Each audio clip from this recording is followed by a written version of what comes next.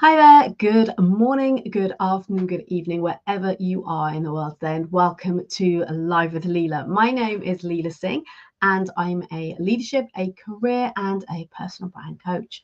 My mission is to impact 100,000 people's career trajectory beyond what they thought possible. Why? Because I am passionate about helping you to realize what is truly possible for you when it comes to both your life and your career. And how do I do this? Through enabling you to harness your leadership potential. I coach high achieving, ambitious, and driven mid to senior level career professionals working typically in the technology industry for promotion, for peak performance, and positioning. In other words, a standout personal brand. And all whilst showing up as the best version of yourself. In other words, what I call life leadership. So I'd like to welcome each and every one of you who is joining live today. Do please say hello in the comments below and let me know where you are joining me from today. Which city, which country are you in? And if you're watching on replay, then please hashtag replay in the comments so that I know that you've been checking us out on replay. And again, let us know where you're watching on replay from. And of course, any questions you have on today's topic, then please do pop them below. I'll answer them here live right now, or come back to you as soon as I see you tagging me in with your question. I will come back as soon as I possibly can and answer that and respond to you. So thank you very much for joining. Shah, hi, great to have you here. And I'm going to dive straight in because I apologize for being a couple of minutes late. And also I have to keep this to 15 minutes. Try to keep it as short and succinct as possible so that you can get as much as you can from this in a short amount of time. So today's topic, I thought it would be timely to look at our annual review. So let's discuss annual reviews. Why prepare for your annual review? And that is today's topic. Why? Because as we approach year end, it may well be that you've either had your review or you're preparing for it in the coming weeks, or it may be that your next review is next year at some point. And this can be your annual review or your mid-year review with your manager. So let me know in the comments if you've already had this, if it's taken place, or if you're still waiting to have it scheduled, or if maybe you've just had it a few months ago and the next one is sometime in 2025. Either way, whether it's upcoming, you've just had it, or it's sometime scheduled for next year, depending on your fiscal year, your company's fiscal year. And I appreciate timing of this can vary, but I know a lot of people also have reviews towards the end of this year or early in the new year. Either way, whenever yours falls, whenever it occurs in the calendar year, you will get some value from this. Why? Because I'm going to share with you the importance of preparing for that review throughout the year and the benefits of doing so with some strategies to enable you to make this a really easy process. And I guess either way, the objective here is the same. When we have a review, it is typically to review our performance, our progress, and our potential for moving forward to advancing our career. So my question is, what can you do right now to gain the best outcome from your annual or your half-year, mid-year reviews? Now, for me, I feel that there are three kind of core areas here that serve a purpose as part of the review. And here's the thing. I've heard many people talk about, oh, it's just a tick box exercise. It's pointless. Nothing changes and so forth. But here's the thing. You need to be the driver of your career. You need to own your career. In other words, you want to be able to influence in the best way possible. Now, if it's a case that you might be struggling in your current environment with maybe your current manager or the organization as a whole, then that's a different conversation that we can have. But for today, what I want to focus on is when you're having reviews, what can you do in your interest to influence the outcome of that review, to be able to move your career forward and to progress in the way that you want. So there are three core areas that I've identified for this, which are your performance, your progress, and your potential. And we're going to break these down and look at each of them in turn. Why is this important? Well, it may not be important for you. It's important for many, many people in the sense that the purpose of the review often is to secure a pay rise, is maybe to get a bonus, or to look at career progression, advancing your career, getting that promotion, that next big project assigned to you, or the client, whatever it may be for you, that the progress essentially. So that is why this is important. If you are someone who is driven, you're ambitious, you're high achieving, you want to move forward. And I get that this might not be for everyone, but for those of you who are looking to progress in your career, what I want to share with you today will help you to move forward and help prepare effectively for those conversations, so you have more meaningful conversations with your manager. My first question is, what can you do to gain the best outcome? So if we look at performance, remember there's 3 P's here: your performance, your progress, your potential. If we start with performance, what can you do to gain the best outcome from your review? My belief around this is, when it comes to our performance, it's not just having done your job and being able to tick off your job spec to say, yeah, I've done all this, because that's your job and that is what you're recognized for currently. So if you're looking for a pay rise and a bonus and so forth, and that recognition, you want to look at where you have made an impact. So identifying areas where you've made an impact in the business, maybe within your team, maybe you've done something that's really outstanding for people around. You've gotten some great feedback. It could be from a client, it could be from an internal client, another team that you collaborate with and that you work with, or you support them. So really craft out time here to look at all of this and reflect back on the year. And even if you've not done that up until now, my invitation to you is to start to do that going forward. So maybe have like either if you use MS Note or a document or something on your laptop where you can keep some notes and just go in and add to it throughout the year. This is the ideal way to do this. Or have a spreadsheet, something where you can just go in and throw ideas and opportunities that come up or feedback that you get and so forth into that spreadsheet. So when it gets to the review time, you're not sitting there with a blank face thinking, oh my God, I can't remember anything. I can't remember what's happened this year. And by the way, I used to be that person when I was in my corporate career. Unless I wrote things down as I went along through the months, it would get to my review and I really couldn't remember what I'd actually done for the last year, because once I'd completed something or achieved something, I'd move on to the next thing. So it's really important to document these things as you're going along, because otherwise it's very easy to overlook them and forget all about them. And you want to be able to bring and demonstrate your value and your achievements, your accomplishments throughout the year in this review, because you want to be able to put forward that business case as to why you're deserving of the pay rise or the bonus or that consideration for the promotion. So when we think about performance, think about, where have you made an impact? Where have you gone over and above and beyond what your job spec says you must do? Where have you perhaps received recognition or feedback for a piece of work that you've done, a project that you've completed, maybe a meeting that you've ran with as I said, like a client, internal or external? If you've delivered a great presentation and received positive feedback, that's again something in terms of performance. So look, really dig deep on this and explore your typical week where you're doing your job and where you've had to maybe do ad hoc things, or where you've had an opportunity to do something slightly different or outside the scope of your day-to-day job. Where have you really excelled when it comes to your performance? Now, if you're struggling with this, and for some organizations, they allow you to, or encourage you rather, to have the 360 feedback. So you can reach out, or your manager will reach out to people that you work in close proximity with, to ask them to share feedback on your performance and how they view you in the workplace. So if you don't have something like that already, maybe you can do it on your own. So reach out to people that you have regular interaction with, people that you support within the business, etc. Maybe other people that you have a dotted line reporting to, or projects that you've worked on where you work with people outside of your immediate team, that you can go and ask them for some feedback as well. So think about performance. Where have I performed well? Where have I performed over and above my norm, outside the scope of my day-to-day?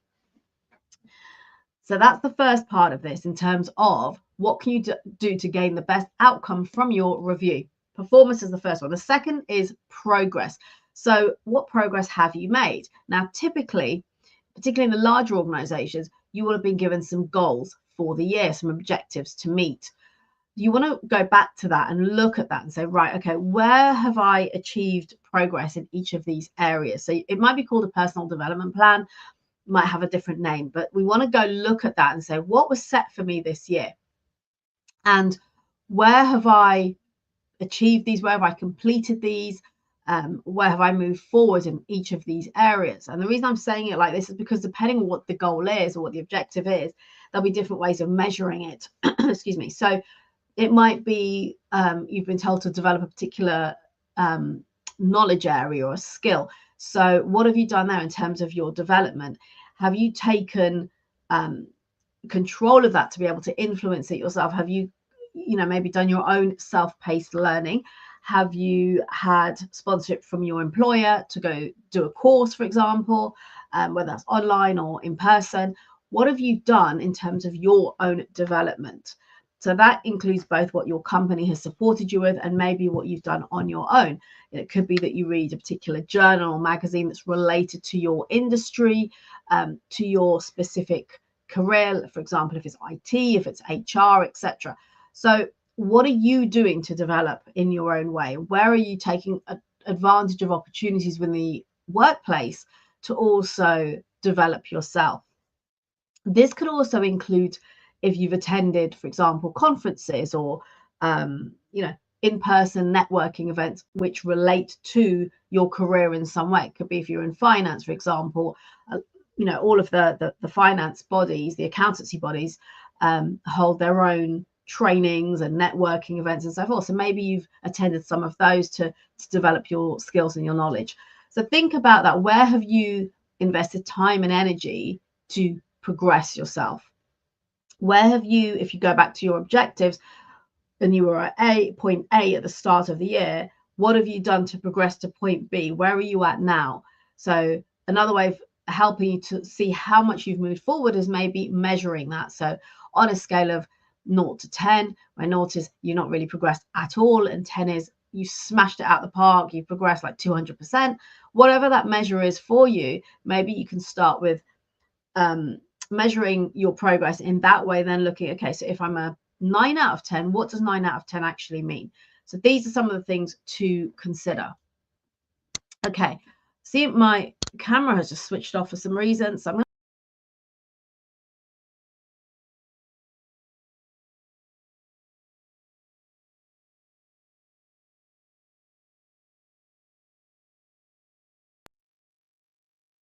it's not coming back on. Bear with me, technical.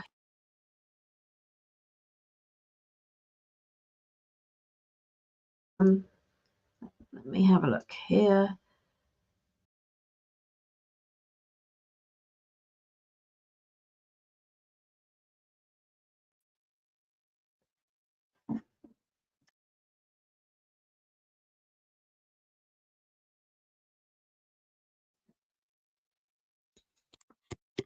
Right, I'm switching cameras to my laptop camera.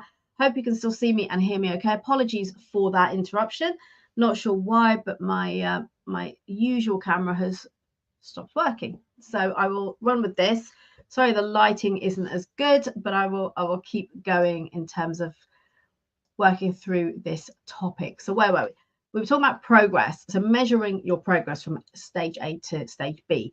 What progress have you made? So document this, make notes on this. So this can help you to identify and talk about the progress that you have made over the course of the year or the half year.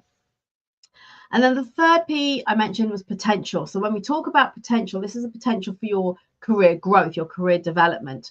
And here we want to think about your career trajectory. Where is it you're heading towards? What is it you want to be doing next? For some of you, you might have a 3 or a 5-year plan, and that's great. So are you making progress in that direction? And by the way, you don't have to have a 3 or 5-year plan. For some people, that's incredibly overwhelming. So my invitation is to stick with 12 months. Where do you want to get to in the next 12 months' time? Where are you now? Identify the gaps, identify what you can do, what actions you can take to close those gaps. So that's what I mean when I talk about potential. It's about the next stage for you. And this is personal to you. This isn't about what the next person who sat next to you is doing. It's about what you want from your career. And the consequence of this can be a new opportunity, a promotion, a new project, maybe if you're client facing, assigned to a new client. And then we talk about the compensation and monetary rewards, so things like pay rise and bonus. So that's what we are looking at when we talk about your potential. Okay, so I'm going to go through each of these now in a bit more detail with some steps that you can put in place to track this in the coming year, and also in preparation if you've got imminent meetings and reviews coming up. So if we go back to number one, performance, think about how you can track your performance over the course of the year. Ask yourself questions such as, what went well for you? What have been some of your wins? What did you learn from the year? So for example, if something didn't go well, what did you learn from that, and how did you take that learning and implement it going forward? Because all of that will enhance your performance. Where did you receive feedback from colleagues, from your peer group, your managers, maybe from clients, other teams, other managers that you work with? Where did you receive positive feedback? Document all of this. Think about meetings that you've been involved in where you've maybe had to present or deliver something, or you've run the meeting. Where have you had client-facing interaction? And remember, client-facing can be both internal and external. What about projects? Have you been assigned any projects? All of these different facets of your day-to-day responsibilities.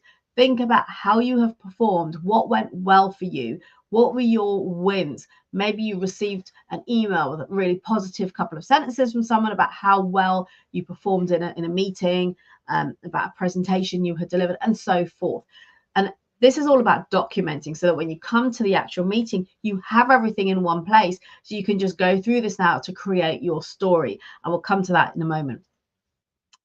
Ultimately here, you want to recognize your own performance. Where have you over-delivered, gone over and above? What recognition have you received during the course of the year? Maybe you've managed to overcome a difficult relationship, a professional relationship that you've had, and address that from a point of view that you're now going from working like this to actually collaborating, working really well together.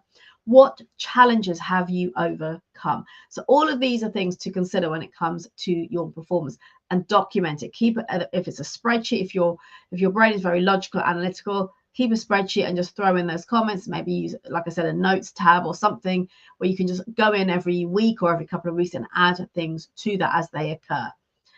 So when we look at progress, the second one, think about your measurement against your original goal. So go back to whether you call it your personal development plan, or where you have quarterly reviews, perhaps. What progress have you been making over the course of the year? Where are the areas for learning and growth? What have you done to invest in those areas? What have you not had a chance to do, and why? Because this isn't a bad thing. This can simply be, well, actually, you know, maybe your role changed or you were given additional responsibilities. You couldn't do everything, and that's okay. So have that conversation and, you know, maybe ask to move it and carry it forward into the following year or half year so that you can complete it. Ask for support and help where it's needed. Identify gaps, whether it's in your current role or in terms of where you want to go next. Are there gaps from the role or the level that you're at the moment to moving up a level? Ask your manager about this. If you've got internal resources that talk about the skills that you need at a particular job level, and that's the next job level for you and you're here right now, identify the gaps here. Where have you maybe not had that skill, not got that skill or had that experience, or there's something you've just never done before, and actually you know you need to develop that to be able to apply for that next level role. Then identify those so you can take that to the meeting and have that conversation and ask for the support that you need. So again, this is quite a big exercise, but if you break it down and do it over the course of the year rather than wait until, oh my God, I've got a meeting next week, I need to sit down and do all of this, it'll be a lot easier when you have your meeting scheduled. Also with progress, think about if you feel like you're struggling to progress or you haven't really made the progress you wanted, ask yourself, what can I do differently now, between now and the next review?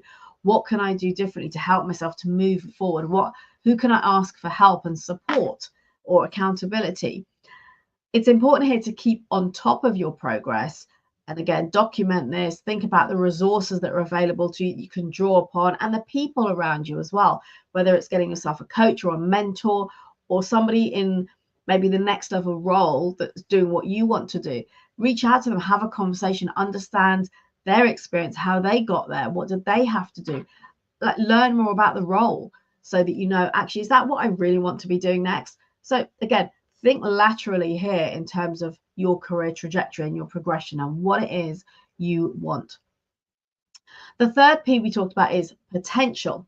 And again, potential is about your career progression, where you want to go next, and things like promotion or a project, an opportunity, as well as the financial recognition that comes with that. So if we take promotion first of all, so the next role, that kind of where you want to head to next, you want to show commitment and demonstrate this. It isn't just about I want to get a promotion so I get a pay rise. It's about what does that promotion look like? What is it you want to be doing next? You could have a couple of ideas in mind. It doesn't just have to be one thing. Do some research, as I said earlier, maybe speak to people who are in similar roles already so you can better understand what is required from you, what skills, experience they've got. Have you got any gaps, or have you got additional value that you can bring to that role? How can you think about selling yourself into that opportunity? So speak to other people, get a real feel for what those roles are like and what is required or what will be required of you. And now we start to look at crafting your story. In other words, how do you craft an effective business case to enable you to support your longer term career trajectory? Ask yourself, why me? So why should they hire me? Why should they promote me? What value am I bringing here? What experience, what knowledge, what skills, what attitude? Attitude is key.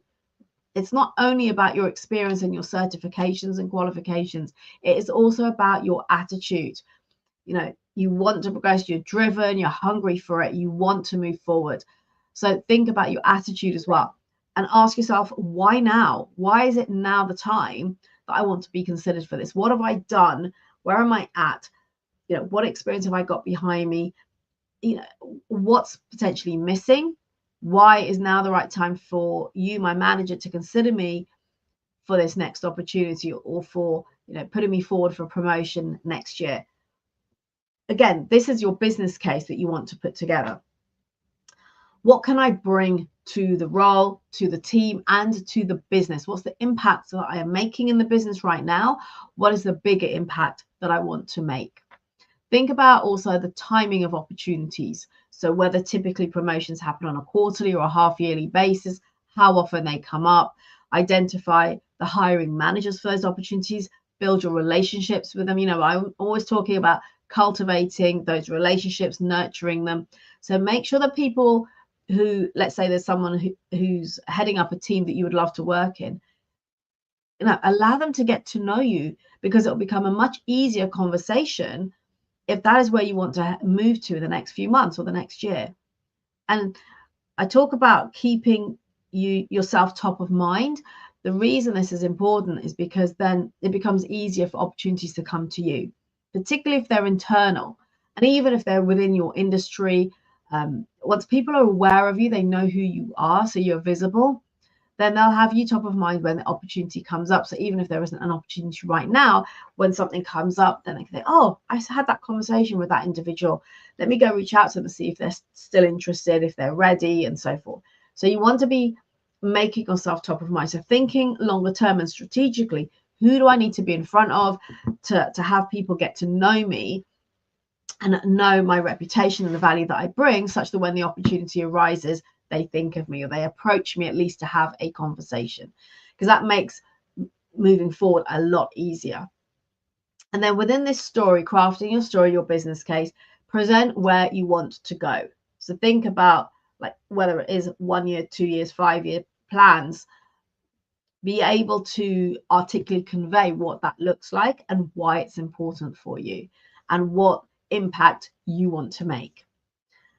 Then we think about, so this, we've just covered promotion. Then we want to think about the financials, so your bonus and the pay rise. Often, in my own experience at least, there's always a limited pot for bonuses, and that can be shared based on a number of variables. So you want to do your best to understand how that decision is made, and look at where you can influence that in some ways so you can get a bigger percentage of that pot. So it could be, again, being top of mind. Are you top of mind for those decision makers who will be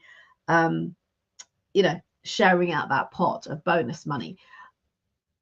Are they aware of the value that you've brought over the course of the last year? Are they aware of the impact you're making in the business, or the accomplishments you've had throughout the year? And this is where it's important to continually communicate, make yourself known, make what you're doing known to people, so that when they come to that pot of money, you come to mind. You're in that list, you're in that short list, and not that you get to the review and it's already been decided.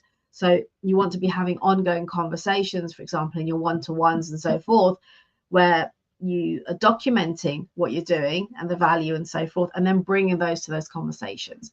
And if you don't have those formal meetings, then from an informal conversation, what we call the water cooler conversation, whatever that could look like, where you could mention, oh, by the way, I had this challenge last week, and I this is how I dealt with it. And it's not about boasting, it's about just conveying information so people are made aware. The people that are the decision makers and the influencers are aware of what you are doing. So think about where you've gone over and above.